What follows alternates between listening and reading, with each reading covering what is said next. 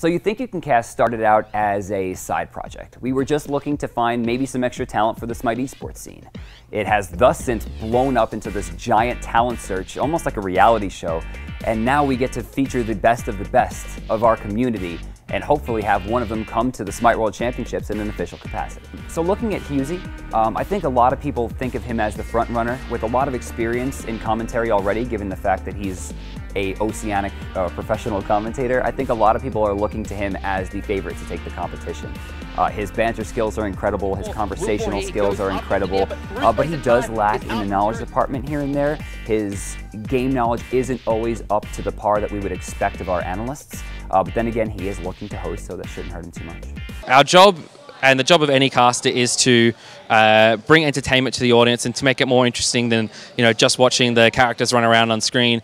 And it's our job to tell a story about the players and about the game itself, past rivalries, if any of the players are friends or if they hate each other or anything like that, talking about other things, like we're quite isolated here in Australia, so we often talk about what's going on in North America and Europe and what our players have learnt from that.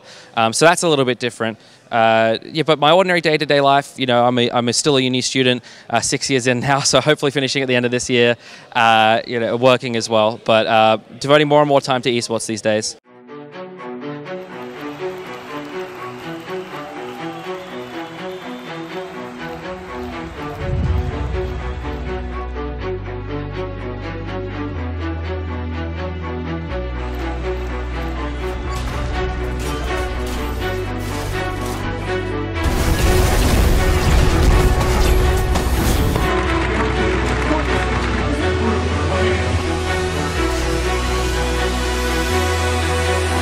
For events and stuff, I write down a couple of notes, talk a bit about trends in what teams have liked to do in the past, but that's more of the analyst role. So because when you're casting, it's generally that there's two different types of casters. There's the play-by-play and there's the analyst. I'm the play-by-play, so I talk loudly and I talk quickly, whereas the analyst kind of breaks down more in depth, what the strategies and thoughts are behind player interactions and, what they're thinking behind their picks and ban phase. So generally that stuff I leave more to analysts. And at big events like the World Championship or Smite Masters, they have a whole analyst panel dedicated to that kind of stuff. So we're not really responsible for knowing all those statistics, or it's not really, if those statistics are relevant, they're generally brought up before we even get a chance to talk about them while commentating. So, but I do like to keep track of statistics and things like that, and trends in what teams are picking and what are the kind of top picks right now, because in a game like Smite, the draft phase in the picks and bans, I should say, is so important to determining the game's outcome, especially kind of in the direction the game's taken in the last few months.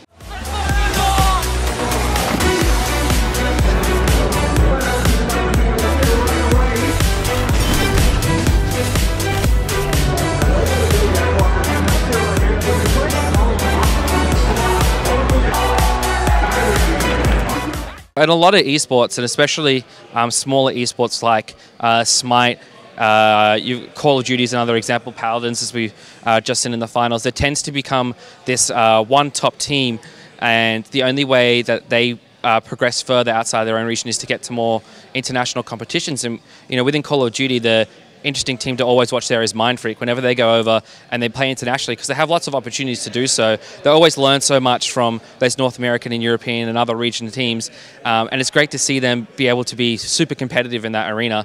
It's great to be seeing the Kanga Paladins team be competitive there as well. They've been invited to a few events as well, but importantly for them, they also got the game a lot earlier than what generally Australians get games. We're actually very kind of backwards here in terms of our approach to technology and video game, everything like that, and the attitude's kind of adopted by video game companies as well. So Australians generally get games much later than other regions, or we don't get dedicated servers till much later, so it's very difficult to practice and improve the game. And Kanga is a shining example of what Australians can do when we're given the same opportunity as other regions, but there's just so many inherent difficulties here, it makes it very hard for us to improve.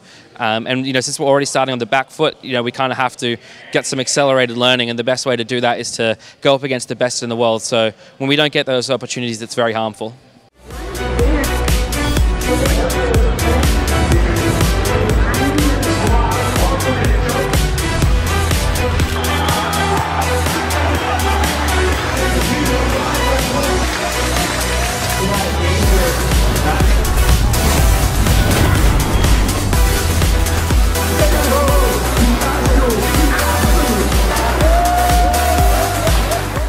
Cybergamer has definitely been kind of the main resource for me as a caster. Working with Cyanide as just, you know, kind of increased my knowledge of how esports and how casting works as a whole.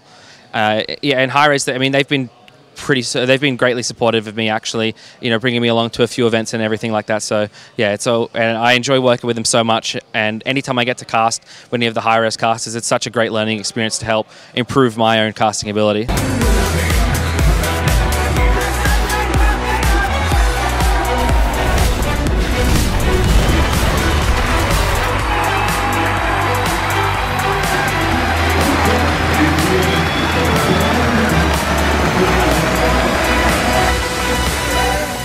Shoutouts to Cybergamer, Double Jump, and Hi-Rez for letting me be able to do what I'm able to do. Yeah, I don't know. I wouldn't be where I am today without the help of all of those guys and everyone in the community that supported me so much.